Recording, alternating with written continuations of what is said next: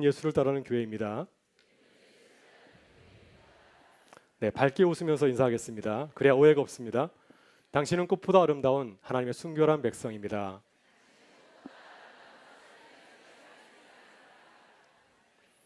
네, 두 사람만 빼고 다 웃었습니다. 감사합니다. 네, 오늘은 사순절 첫째 주일입니다. 사순절을 맞이해서 예수님의 죽음과 고난을 묵상하는 믿음의 여정이 되기를 바라고요. 또 우리 교회에서 사순절을 맞이해서 탄소 금식 캠페인을 벌이고 있습니다. 이번 주도 전기 사용량을 줄이면서 주님 만드신 자연을 사랑하는 우리 교회가 될 수 있기를 바라겠습니다. 오늘 저녁에는 3.1운동 100주년 두 번째 기념 강좌가 있습니다. 제 친구 되는 목사님이 오셔서 말씀 전하는데 많이 오시면 제 위신이 있을 것 같습니다. 귀한 강의가 기다리고 있으니까요. 오셔서 3.1운동의 은혜를 함께 나눌 수 있기를 바랍니다. 오늘 시간 내 마음을 순결하게 지키라 라는 제목으로 네 번째 산상수훈 말씀을 나누고자 합니다. 작년 가을 영화 한 편을 보았습니다. 완벽한 타인. 굉장히 웃기다고 해서 가서 봤는데요. 전혀 그런 내용은 아니었습니다. 이 영화는 시골 초등학교 친구들이 오랜만에 만나게 되었습니다. 부부 동반으로 집들이를 하게 되었는데 식사를 하면서 일어났던 해프닝을 다루고 있습니다. 다들 성공한 사람들입니다. 의사고 변호사고 또 사업가들이죠. 식사를 하면서 한 친구가 이런 제안을 했습니다. 우리 한번 핸드폰을 오픈해 보자. 각자 핸드폰을 다 테이블에 올려놓고 걸려오는 모든 통화와 문자 메시지, 이메일을 다 공개하자고 하는 것입니다. 그래서 식사를 하면서 누구든지 걸려오는 모든 문자와 또 통화를 공개하게 되었습니다. 깜짝 놀랄 일이 벌어지게 되었습니다. 아무도 몰랐던 사실들이 서로에게 드러나게 되었고 모두가 깜짝 놀라게 되었습니다. 알고 보니까 서로 다른 모습을 가지고 있었습니다. 겉으로는 굉장히 행복한 부부, 완벽한 부부처럼 보였지만은 배우자 모르게 무서운 불륜을 저지르고 있었습니다. 그래서 이러한 사실들이 드러나면서 부부 관계는 깨질 수 있는 그러한 위기 상황으로 치닫게 되었습니다. 그래서 이 영화는 부부를 역설적으로 표현하고 있습니다. 완벽한 타인, 완벽하게 배우자를 속이는 타인으로 이렇게 소개를 하고 있습니다. 이 시대를 살아가는 부부를 이렇게 표현하고 있는 겁니다. 완벽한 타인과 같은 위선자라고 고발하고 있습니다. 저는 이 영화를 보고 무척 놀랐습니다. 정말 이 시대의 부부들이 이렇게 살아가고 있을까 믿고 싶지 않았고요. 이것은 영화 속의 이야기야 이렇게 치부하고 싶었습니다. 그러나 우리 시대는 이보다 더 충격적인 모습을 우리에게 보여주고 있습니다. 사회 곳곳에서 성적인 순결함을 잃어버리는 모습들이 속속 등장하고 있지 않습니까? 이 시대 청년들, 제가 청년들을 폄하하는 것은 아니고요. 청년들은 더 이상 혼전 순결을 아름다운 미덕으로 생각하지 않습니다. 결혼 전 성경험 더 이상 부끄럽게 생각하지 아니하고 당연하게 생각하는 분위기라고 하는 것입니다. 혼전 순결을 지키는 청년들 박수하면서 격려하는 것이 아니라 시대에 뒤떨어진 청년으로 매도하고 또 조롱하기도 한다고 말하고 있습니다. 이제는 성을 즐길 시대가 되었다고 하는 것입니다. 여러분, 이러한 자유롭고 문란한 성문화가 우리의 가정을 위협하고 있습니다. 우리 부부를 위협하고 있고요. 우리 자녀들의 삶을 위협하고 있습니다. 이제는 교회도 안전지대가 아닙니다. 교회도 이러한 문화 앞에 노출되어 있다고 하는 것입니다. 오늘 저는 설교 본문을 묵상하면서 한 주간 마음고생했습니다. 이 본문을 가지고서 어떤 말씀을 전할 수 있을까? 이 말씀이 우리에게 어떤 의미가 있을까? 이 말씀을 전한다 하더라도 우리 교우들이 이 말씀을 듣고 그대로 실천하기로 다짐할까? 왜냐하면 예수님의 말씀은 우리가 생각하는 것보다도 더 많은 것을 요구하기 때문입니다. 가늠하지 말라. 이 말씀도 버거운데 더 엄격하게 지킬 것을 요구하고 있습니다. 그래서 예수님의 말씀은 시대에 동떨어진 말씀처럼 들리질 않습니까? 이 말씀을 제가 전하면 과연 어떨까? 서로 불편하지 않을까 하는 마음에 차라리 다른 본문을 가지고 설교하면 참 좋겠다 이러한 충동까지 느끼게 되었습니다. 그러나 이 본문 말씀을 묵상하는 가운데서 우리를 향하신 하나님의 사랑을 깨닫게 되었습니다. 정말 이 말씀 우리 시대에 꼭 지켜야겠구나 하는 사실을 다시 한번 확인하게 되었습니다. 이 시간 주신 말씀을 다시 주님의 눈으로 새롭게 읽고 이 말씀을 깨닫기를 원합니다. 그래서 우리가 세상을 따라가지 아니하고 순결한 주의 백성으로 살아가는 거룩한 주의 백성들 되실 수 있기를 주의 이름으로 축원합니다. 오늘 본문에서 예수님은 십계명의 말씀을 우리에게 새롭게 가르치고 있습니다. 간음하지 말라. 십계명 가운데서 7번째 계명입니다. 근데 예수님께서는 이 말씀을 어떻게 해석하여서 우리에게 가르치고 있습니까? 예수님께서 제6계명 살인하지 말라는 계명도 내 형제에게도 분노하지 말라. 더 엄격하게 해석하여서 우리에게 요구하셨는데 이 간음하지 말라 이 말씀도 새롭게 해석하여서 우리에게 요구하고 계십니다. 나는 너에게 이르노니 음욕을 품고 여자를 보는 자마다 마음에 이미 간음하였느니라. 이 명을 주신 하나님의 뜻은 무엇입니까? 내 마음을 순결하게 지키라고 하는 것입니다. 육체의 간음, 사람들이 보는 그런 간음만 생각하지 말고 내 마음 속에서 일어나는 간음까지 신중하게 조심해서 살피라고 하는 것입니다. 이렇게 예수님은 십계명의 계명을 더 철저하게 지킬 것을 우리에게 말씀하고 계십니다. 여러분, 예수님이 이렇게 율법을 새롭게 해석하여서 가르친 이유가 어디 있을까요? 왜 우리가 이 말씀을 엄격하게 지켜야 됩니까? 우리는 성자도 아니고 이 말씀을 어떻게 어려운 말씀을 우리가 그대로 지킬 수 있겠습니까? 성자도 아닌 우리에게 너무 심한 요구를 하는 것은 아닌가요? 굉장히 현실적이지 않은 그런 말씀을 우리에게 요구하지 않습니까? 얼마든지 우리가 이렇게 생각할 수가 있습니다. 그러나 주님께서 우리에게 마음의 순결까지 요구하시는 아주 기쁘신 뜻이 있습니다. 주님은 우리에게 마음의 순결을 지켜야 되는 세 가지 삶의 자리를 말씀하고 있습니다. 첫째, 우리는 하나님 앞에서 순결한 삶을 살아야 된다고 하는 것입니다. 둘째, 우리 자신이 바라볼 때 내 자신 앞에서 마음의 순결을 지켜야 된다고 하는 것입니다. 셋째, 내 배우자 앞에서 성결한 삶을 살아야 된다고 하는 것입니다. 여러분, 이렇게 예수님께서는 하나님과 우리 자신과 배우자 앞에서 우리의 마음의 순결을 지키고 살 것을 우리에게 당부하고 계십니다. 여러분, 그렇다면 우리들이 이 음란한 시대에 우리의 마음을 더욱 순결하게 지켜야 되는 이유는 무엇일까요? 오늘 주님은 그 거룩한 이유를 분명히 말씀하고 계십니다. 그래서 이 시간 주님의 뜻을 깨닫고 거룩하게 우리의 마음을 잘 지키고 순결한 주의 백성으로 살아가는 주의 백성 되실 수 있기를 축원합니다. 먼저 첫 번째 이유는 하나님께서 우리를 지켜보고 계시기 때문입니다. 본문 28절에서 예수님께서 이렇게 말씀하십니다. 같이 한번 읽어보겠습니다.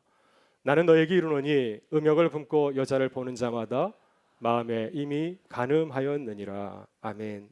누가 이 사실을 알 수 있을까요? 내 마음속에서 일어나는 불편한 마음들, 부끄러운 마음을 누가 알 수 있겠습니까? 아무도 알 수 없습니다. 내 입술로 고백하지 아니하고서는 아무도 내 마음속 이야기를 알 수가 없습니다. 그러나 오직 한 분은 알고 계시다고 하는 것입니다. 하나님께서는 은밀한 우리의 속마음까지 살피신다고 하는 것입니다. 하나님께서는 이 사실을 성경 곳곳에서 우리에게 밝혀주고 계십니다. 사무엘상 16장 7절에서 말씀하십니다. 사람은 애모를 보지만 나 여호와는 사람의 중심을 보느니라. 시편 44편 21절에서 말씀하십니다. 하나님은 우리의 마음의 비밀을 아신다고 하셨습니다. 예레미야 17장 10절에서 주님은 말씀하십니다. 하나님의 심장을 살피며 폐부를 시험하고 각각 그 행위와 그의 행실대로 보응하시느니라. 요한계시록 2장 23절에서는 하나님께서는 불꽃 같은 눈동자를 가지고서 사람의 뜻과 마음을 살피시고 각 사람의 행위대로 그대로 갚아주신다고 말씀하고 있습니다. 왜 하나님께서 간음하지 말라 우리에게 말씀하시고 우리의 마음속을 살피실까요? 왜 그분은 우리의 마음에 관심이 많으신 것이겠습니까? 그래서 하나님께서 우리를 지으셨고 또 우리에게 가정을 선물로 주셨기 때문입니다. 하나님께서는 가정을 지으시면서 창세기 2장 23절에서 이렇게 말씀하셨습니다. 남자가 그 부모를 떠나 그의 아내와 합하여 한 몸을 이룰지니라. 태초에 하나님께서 남자와 여자를 창조하셨습니다. 그리고 남자와 여자가 만나서 결혼해서 가정을 이루게 하셨습니다. 가정은 어떻게 이루어져 있습니까? 가정은 남자와 여자가 함께 하나가 되는 것입니다. 가정을 세우는 것은 무엇을 뜻합니까? 아내와 남편이 주 안에서 한 몸을 이루는 것이 육체적인 연합을 이루는 것을 말하고 있습니다. 남자가 그의 아내와 합하여 한 몸을 이룰지니라. 하나님께서 우리의 가정을 세우실 때 사용하신 도구가 무엇입니까? 하나님께서 우리에게 선물로 주신 우리의 성이었습니다. 남자라는 성과 여자라는 성을 통하여서 이 결합을 통하여서 가정을 세우게 하신 것입니다. 그래서 우리는 주님께서 우리에게 주신 성을 아름답게 사용해야 됩니다. 이것은 우리의 것이 아니라 하나님께서 선물로 주신 것이기 때문입니다. 바로 여기 하나님께서 우리의 마음을 살피시는 중요한 이유가 있습니다. 하나님은 우리의 가정을 세우신 분이십니다. 가정을 세우셨기 때문에 하나님은 우리의 가정에 관심이 많으시죠. 왜? 가정을 세우신 분으로서 책임이 있기 때문에 그렇습니다. 여러분, 우리도 자녀들이 자라서 결혼하게 되면 자녀들의 가정에 관심이 많지 않습니까? 결혼해서 끝이 아니라 그 이유가 더 애프터 서비스가 더 중요하지 않습니까? 잘 살고 있는가? 싸우지 않는가?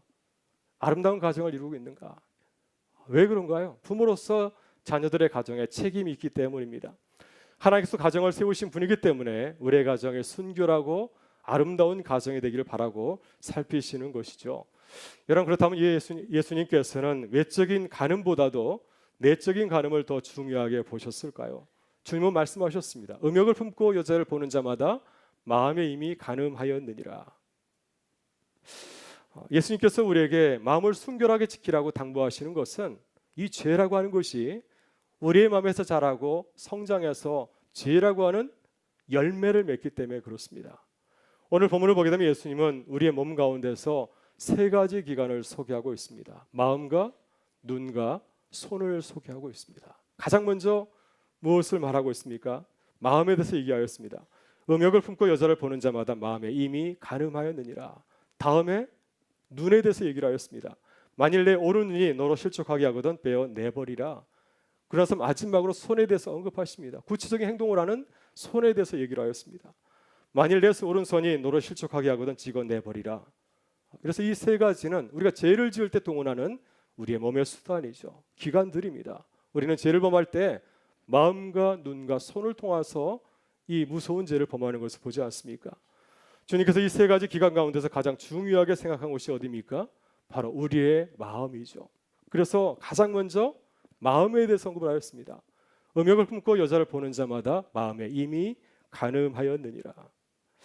그래서 우리가 마음을 잘 지켜야 됩니다. 마음이 중요하죠. 왜? 모든 죄가 마음에서 시작하기 때문에 그렇습니다. 마음을 잘 지켜야 우리의 손과 눈도 죄를 짓지 않게 할 수가 있습니다. 유대인 라피 격언 가운데 이런 말이 있습니다. 간음죄는 두 시녀를 거느린다. 하나는 눈이고 하나는 손이다. 마음이 중요하다고 하는 것입니다. 마음을 잘 지켜야 우리가 건강하게 순결하게 살아갈 수 있다고 말씀하고 있습니다. 여러분, 종교개혁자 마틴 루터가 마음과 관련하여서 매우 중요한 이야기를 하였습니다. 새가 우리 머리로 날아가는 것을 우리는 막을 수가 없다. 우리의 손도 닿지 아니하고 우리의 힘을 가지고서 우리에게 다가오는 새를 막을 수는 없습니다. 그러나 새가 우리 머리에 앉아서 둥지를 들고 하는 것은 절대로 막아야 된다. 이런 얘기를 하였습니다. 여러분, 우리가 아름다운 이성을 바라보면서 감탄하는 것은 그것은 죄가 아니죠. 그러나 계속해서 그 대상을 묵상하고 부끄러운 생각을 하는 것은 하나님 보시기에 무서운 죄라고 하는 것입니다. 그래서 우리는 부끄러운 죄가 우리의 마음속에 들어와서 죄가 자라고 잉태하지 않도록, 죄를 낳지 않도록 하는 일에 최선을 다해야 됩니다. 깨어서 기도해야 된다고 하는 것입니다. 여러분, 우리가 마음을 잘 다스리지 못하면 누구라도 이러한 부끄러운 죄를 지을 수 있다고 하는 것입니다. 그래서 예수님 하나님께서는 우리에게 어떤 사람을 샘플로 보여줬습니까? 바로 위대한 왕이었던 믿음의 사람이었던 다윗을 우리에게 소개하고 있습니다. 여러분, 다윗은 이웃집 여인이 목욕하는 모습을 보았을 때 자신의 마음을 지켜야 됐습니다. 황급히 그 자리를 떠났으면 됩니다. 근데 계속해서 그 자리에 남아서 나쁜 생각을 가지고서 이웃집 여인을 바라봤기 때문에 그는 그의 눈과 손을 통하여서 무서운 범죄를 저지르게 되었습니다. 그래서 사무엘하 11장 27절을 보게 되면은 다윗이 하나님 보시기에 악한 일을 저질렀다고 성경은 이렇게 고발하고 있습니다. 여러분, 우리는 마음을 순결하게 지켜야 됩니다. 왜냐하면 하나님께서 우리의 마음을 지켜보시기 때문이죠. 말씀드린 대로 하나님은 우리의 성을 만드셨고 우리의 가정을 세우신 분이십니다. 우리의 소유권이 하나님에게 있기 때문에 주님은 우리를 살피신다고 하는 것입니다. 항상 우리의 마음을 잘 지키실 수 있기를 바랍니다. 그래서 주님께서 보시기에 기뻐하는 그 모습을 가지고 살아가는 주의 백성들 되실 수 있기를 주의 이름으로 축원합니다. 둘째, 왜 우리는 마음을 순결하게 지켜야 될까요? 우리 자신이 너무나 소중하기 때문입니다. 본문 29절부터 30절 보게 되면 예수님은 아주 끔찍하고 아주 과격한 말씀을 하십니다. 예수님답지 않은 말씀을 우리에게 하셨습니다. 그래서 만일 오른눈이 우리를 범죄하게 하거든 그 눈을 빼버리라. 만일 너희 오른손이 범죄하게 하거든 그 손을 찍어내버리라. 예수님답지 않은 말씀을 하셨습니다. 여러분, 이런 표현을 문학적으로 뭐라고 하죠? 과장법이라고 합니다. 네, 이것은 과정에서 말한 것입니다. 그대로 하지 말라는 겁니다. 혹시 우리 가운데 이 말씀을 듣고 그대로 행하시는 분이 없기를 바랍니다. 네, 만약 이 말씀을 그대로 행한다고 한다면 우리 가운데서 몇 살이나 온전한 모습을 가지고 하나님 앞에 설 수 있겠습니까? 주님께서 그렇다면 이 가장법을 사용하는 이유는 무엇일까요? 우리는 그 이유를 크게 두 가지로 생각해 볼 수가 있습니다. 하나는 하나님 보시기에 간음죄가 용서할 수 없는 아주 무서운 죄라고 하는 것입니다. 그래서 29절과 30절 보게 되면은 이 죄에 대한 형벌을 소개하고 있습니다. 하나님께서 그에게 주시는 형벌이 무엇입니까? 지옥입니다. 지옥에 떨어지게 하겠다라고 말씀하고 있습니다. 그만큼 무서운 죄라고 하는 것이죠. 여러분 구약성서 레기 18장을 보게 되면 실제로 이스라엘 공동체 안에서 이러한 죄를 범한 자에게 주는 형벌이 있었습니다. 이스라엘 공동체는 이러한 죄를 범한 자에게 어떤 형벌을 주었을까요? 돌로 쳐서 죽이라고 하였습니다. 불로 태워서 그 주인공들을 태워 죽이라고까지 말하였습니다. 그만큼 하나님 보시기에 무서운 범죄라고 하는 것입니다. 그러나 요즘은 어떻습니까? 간음죄 대수롭지 않게 생각합니다. 우리나라는 간통죄를 갖다가 폐지해버리지 않았습니까? 더 이상 이것은 죄가 아니라고 하는 것입니다. 그러나 하나님께서는 이것을 주목해서 보시고 이것을 아주 무서운 범죄라고 생각한다고 하는 것입니다. 왜냐하면 이것은 하나님의 형상으로 지음받은 사람을 망가뜨리고 하나님께서 세우신 가정의 신뢰를 깨트리는 일이기 때문에 하나님은 좌시하지 않겠다고 하는 겁니다. 또 하나 주님이 이렇게 가격한 말씀을 하시는 것은 우리 자신이 천하보다 소중하기 때문입니다. 우리는 천하보다 소중한 하나님의 자녀이기 때문에 이런 말씀을 하시는 것입니다. 우리 자신을 지키기 위해서 너희의 손과 눈을 잃어버리는 그런 아픔을 당한다 할지라도 너희 자신을 잘 지키라고 하는 것입니다. 그러나 이러한 것으로부터 이러한 죄로부터 우리 자신을 지키는 것이 얼마나 힘든지 모릅니다. 그러나 우리가 힘들다고 해서 이것을 그냥 내버려 두게 되면 어떻게 되겠습니까? 우린 다윗처럼 무서운 죄를 범하고 하나님의 무서운 형벌을 피할 수가 없습니다. 다윗의 아들 암논도 이러한 죄를 범하게 되었습니다. 암논에게는 아주 예쁜 이복 동생 다말이 있었습니다. 자신의 친동생이 아니고 압살롬의 여동생이었습니다. 근데 그 여동생을 보면서 참 예쁘다 생각하였고 나중에는 그 마음을 키우다 보니까 범하고 싶은 마음을 갖게 되었습니다. 그 마음을 그때 다스려야 되었습니다. 근데 암논은 그 마음을 다스리지 못하고 그것을 행동으로 옮겼기 때문에 사랑하는 동생을 범하는 성추행범이 되게 되었고요. 그리고 나중에 다말의 오빠인 압살롬에 의해서 무참하게 죽임을 당하는 그러한 수치스러운 왕자가 되고 말았습니다. 자신의 마음을 지키지 못하였기 때문에 소중한 자신의 목숨을 잃었고 수치스러운 왕자의 이름으로 남게 되었습니다. 여러분 우리가 우리 자신을 사랑한다면 우리는 목숨을 걸고 마음을 순결하게 지켜야 됩니다. 우리의 손과 눈을 잘라버리는 것 같은 고통을 당한다 할지라도 이것을 끊기 위해서 내 마음을 지키기 위해서 그 모든 수고를 다 감당해야 된다고 하는 것입니다. 그래야 천하보다 소중한 하나님의 형상으로 지음받은 우리 자신을 아름답게 지킬 수 있다고 말씀하고 있습니다. 여러분 우리는 요셉을 본받아야 됩니다. 요셉은 한창 청년 때 주인 아내의 유혹을 받지 않았습니까? 창세기 39장 10절을 보게 되면 보디발의 아내가 날마다 요셉에게 동침하자고 요청하였다고 합니다. 하루가 아니라 날마다 그에게 요청하였습니다. 그때 요셉은 자신의 옷을 벗고 벌거벗은 몸으로 도망을 쳤습니다. 그 길이 감옥에 가는 줄 알았습니다. 감옥에 갈지라도 자신을 지키는 데 힘을 내었습니다. 이렇게 그는 그 모든 고통을 감수하였기 때문에 나중에 하나님의 거룩한 도구로 쓰임을 받는 그러한 아주 아름다운 주님의 사람으로 거듭날 수가 있었습니다. 여러분 우리는 우리의 마음을 순결하게 지키기 위해서 모든 방법을 다 강구해야 됩니다. 먼저 하나님께 간절히 기도해야 되겠죠. 하나님 나를 도와주십시오. 내 마음을 잘 지키게 도와주십시오. 간절히 기도해야 될 줄 믿습니다. 그리고 이것은 기도로 끝나는 것이 아니라 우리의 삶의 자리에서 적극적인 행동으로 나타내야 됩니다. 요셉과 같이 유혹의 시간과 장소를 적극적으로 피해야 됩니다. 유혹에 가면서 시험에 들지 말게 하옵소서. 이 기도는 이건 소용이 없습니다. 나의 뜻대로 마시고 아버지의 뜻대로 하옵소서. 뻔히 유혹이 일어날 걸 알면서 이런 기도를 드리는 것은 아무런 소용이 없다고 하는 것입니다. 우리는 혹시 내 앞에 이런 유혹과 시험이 예상된다고 한다면 과감하게 그 자리를 피해야 될 줄 믿습니다. 그리고 내 힘으로 안 되면 주위 사람들에게 알려서 도움을 요청해야 됩니다. 내가 성적으로 많이 약합니다. 나를 도와주십시오. 나의 약함을 이해해 주시고 나를 도와주시길 바랍니다. 가까운 사람에게 도움을 요청해야 됩니다. 그래야 우리 자신을 보호할 수 있지 않겠습니까? 그리고 또한 기독교 상담가에 찾아가서 상담하고 치료를 받아야 됩니다. 이렇게 구체적으로 행동할 때 나를 지키고 나를 살릴 수가 있습니다. 여러분 세상은 우리를 속입니다. 세상을 마음껏 즐기고 살아가라 말하고 있습니다. 그러나 이것은 우리에게 유익한 말이 아니죠. 우리를 멸망에 이르게 하는 새빨간 거짓말입니다.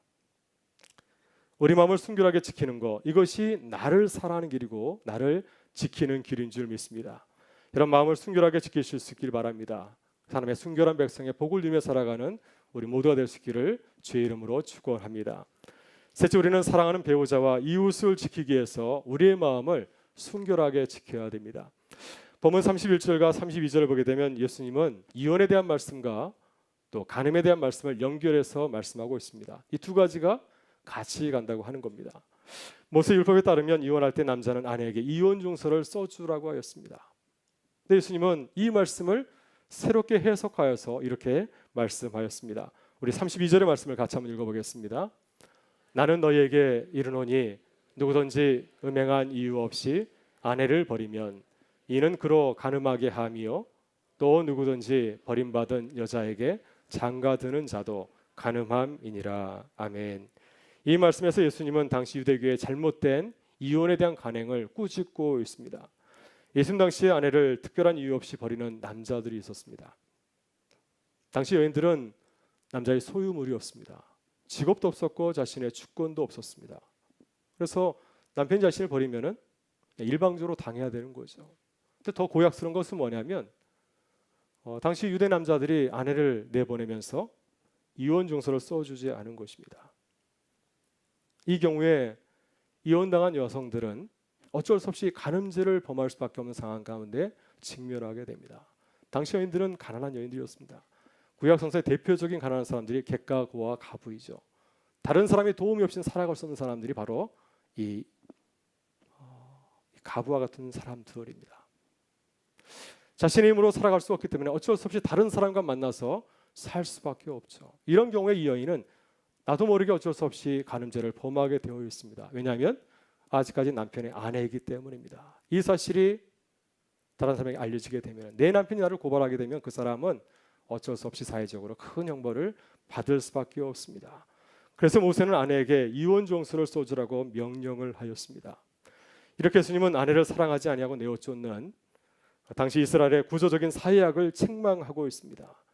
자기의 이익만을 생각하고 가장 가까운 아내를 내어쫓는 이 사람들의 그 사악한 마음을 주님은 책망하고 있는 것입니다. 그래서 주님은 우리에게 가정을 지키는 사람들에게 우리에게 말씀하십니다. 너의 가정이 간음죄를 범하지 않기 위해서는 너의 마음을 지키라 말씀하고 있습니다. 내 아내를 사랑하라. 마음을 열고 내 아내를 사랑하고 돌볼 것을 말씀하고 있습니다. 그래야 내 아내가 이런 무서운 죄를 범하지 않기 때문이죠. 내가 내 아내를 보호하지 아니하고 내 아내를 돌보지 아니하면 그 아내는 어디서 안전하게 살아갈 수 있겠습니까? 여러분, 우리 문화도 나만 생각하고 이웃을 배려하지 않는 이기주의 문화가 성행하고 있습니다. 여러분 정말 그렇지 않습니까? 세상을 본받고 있습니다. 나보다도 남을 먼저 생각하는 것, 이것이 기독교의 황금률 아닌가? 남에 대접하는 대로 너희도 남을 대접하라. 나보다 남을 먼저 생각하는 것이 예수를 따르는 제자들의 모습인데 우리 안에도 남보다 나를 먼저 생각하는 이기적인 마음이 많을 때가 참 많이 있습니다. 여러분, 이렇게 나만 생각하고 가정을 이웃을 배려하지 않는다고 한다면 사람들은 어디서 만족을 찾을 수 있겠습니까? 우리 가정에서 내가 내 아내를 만족시키지 아니한다, 내 아내를 내가 먼저 소중하게 생각하지 않는다고 한다면 내 아내는 어디서 위로를 찾을 수 있겠습니까?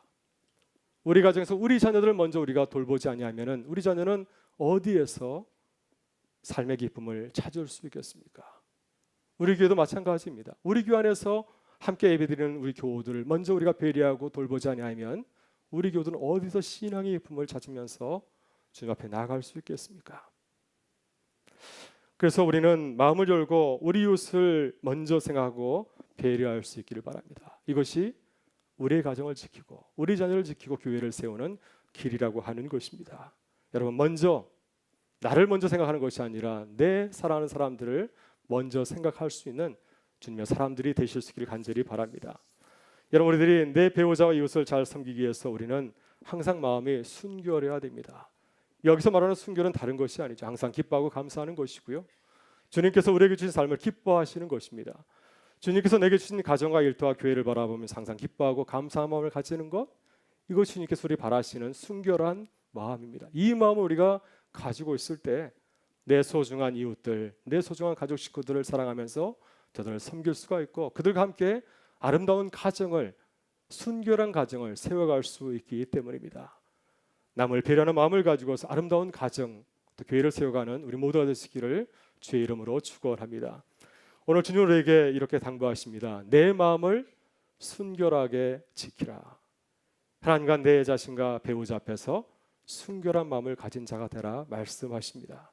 여러분, 우리 매일의 삶의 자리 가운데서 항상 우리의 거룩한 신분을 기억하실 수 있기를 바랍니다. 유혹의 자리에서, 시험의 자리에서 우리의 거룩한 신분을 기억하실 수 있기를 바랍니다. 여러분, 우리는 누구입니까? 우리는 예수 그리스도의 신부입니다. 우리의 신랑은 다시 오실 예수 그리스도인 줄 믿습니다. 신랑 되신 주님께서 우리에게 바라시는 최고의 덕목은 무엇일까요? 신부의 순결한 모습입니다. 정결한 모습, 그걸 주님께서 우리에게 기대하고 계시지 않겠습니까? 여러분, 예수님은 정결한 마리아를 통해서 우리에게 오셨습니다. 우리도 마리아처럼 주님 보시기에 순결한 주님의 신부가 되실 수 있기를 바랍니다.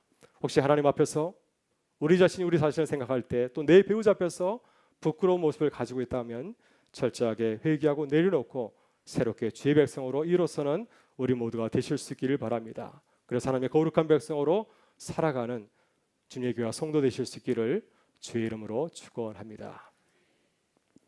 다 같이 일어나셔서 함께 찬양하며 나아가겠습니다.